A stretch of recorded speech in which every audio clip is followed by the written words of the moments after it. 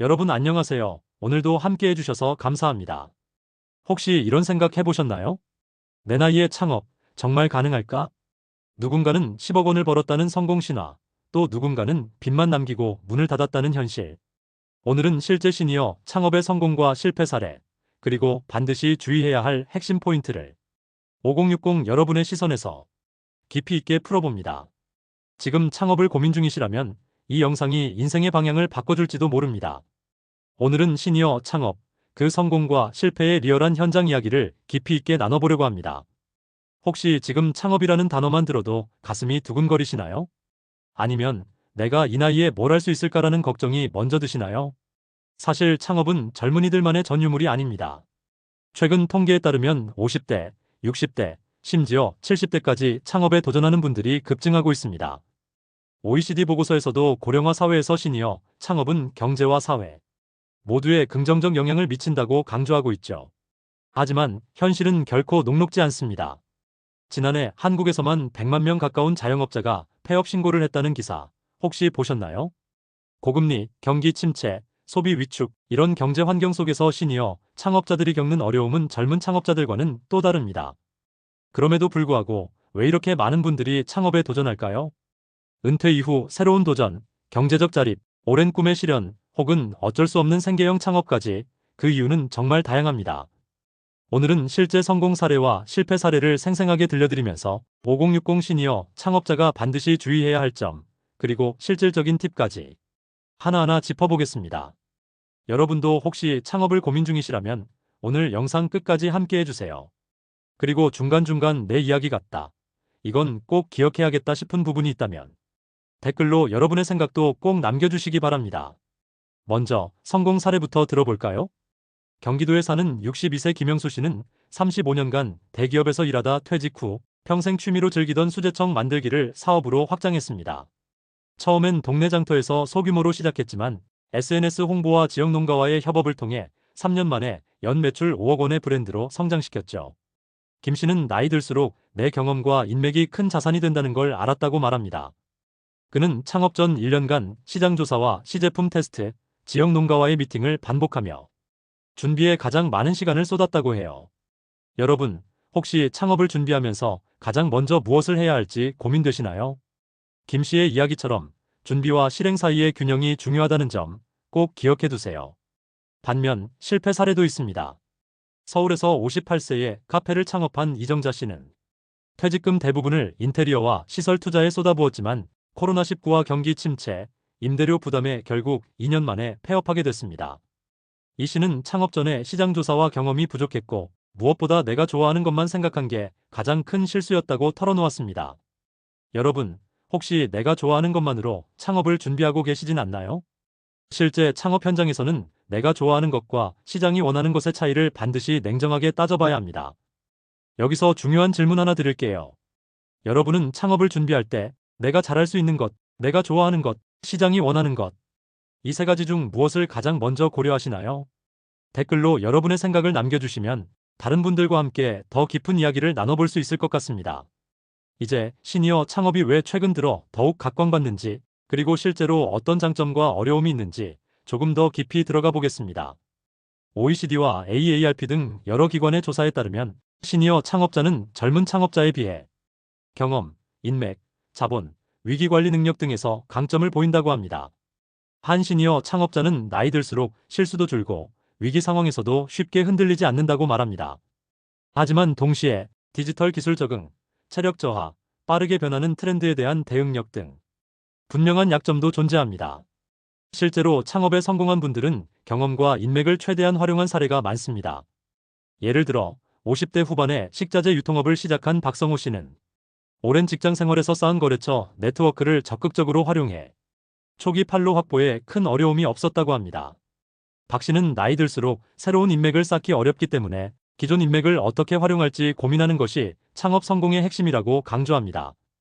여러분, 혹시 지금까지 쌓아온 인맥이나 경험 중 창업에 활용할 수 있는 것이 있으신가요?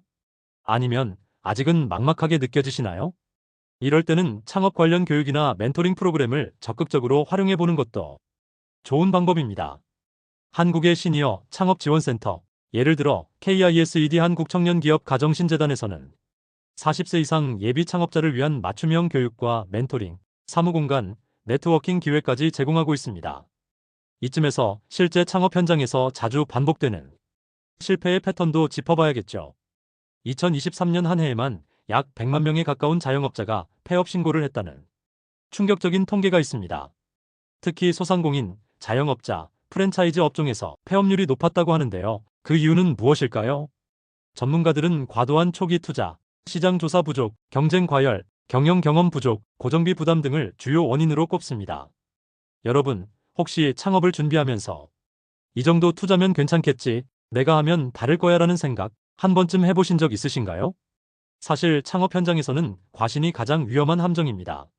실패한 창업자들의 인터뷰를 보면 너무 빨리 확장하려다 자금이 바닥났다, 고객의 소리를 듣지 않았다, 내가 하고 싶은 것만 고집했다, 이런 후회가 반복적으로 등장합니다.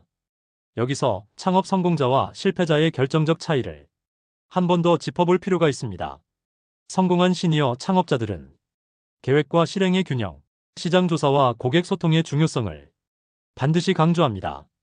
예를 들어 60대에 반찬 가게를 창업해 연 매출 2억 원을 달성한 김미자 씨는 창업 전 6개월간 매일 아침 시장에 나가 직접 고객과 대화하며 메뉴를 바꿨다고 합니다.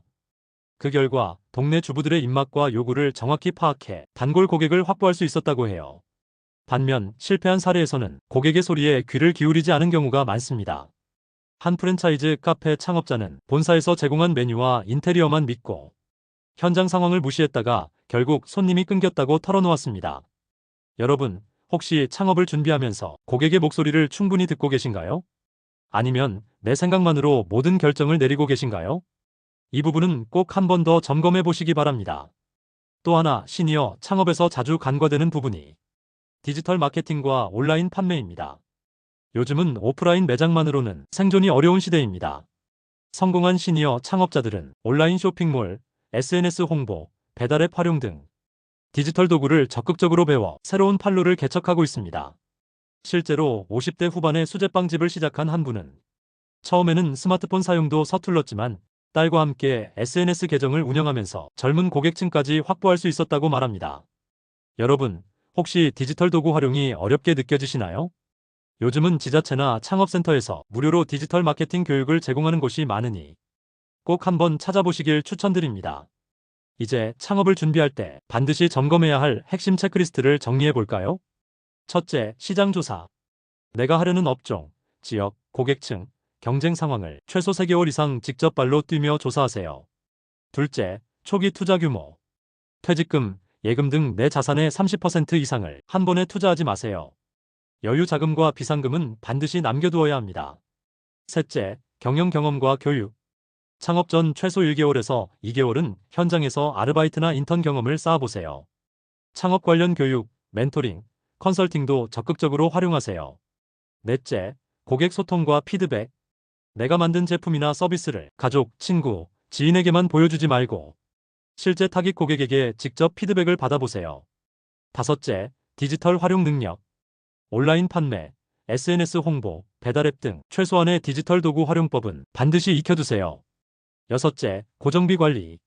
임대료, 인건비, 재료비 등 고정비 부담을 최소화할 수 있는 구조를 미리 설계하세요. 일곱째, 위기 대응 계획. 경기 침체, 감염병, 경쟁 심화 등 예상치 못한 위기 상황에 대비한 플랜 B를 꼭 마련해 두세요. 여덟째, 가족과의 소통. 창업은 혼자만의 결정이 아닙니다. 가족의 지지와 협조가 성공의 중요한 열쇠가 될 수 있습니다. 아홉째, 건강관리. 창업은 체력전입니다. 규칙적인 운동과 건강관리, 스트레스 해소법도 꼭 챙기세요. 열 번째, 멘토와 네트워크. 비슷한 경험을 한 선배 창업자, 멘토, 동료들과의 네트워크를 적극적으로 만들어 가세요. 여러분, 이 중에서 가장 공감 가는 항목이 있으신가요?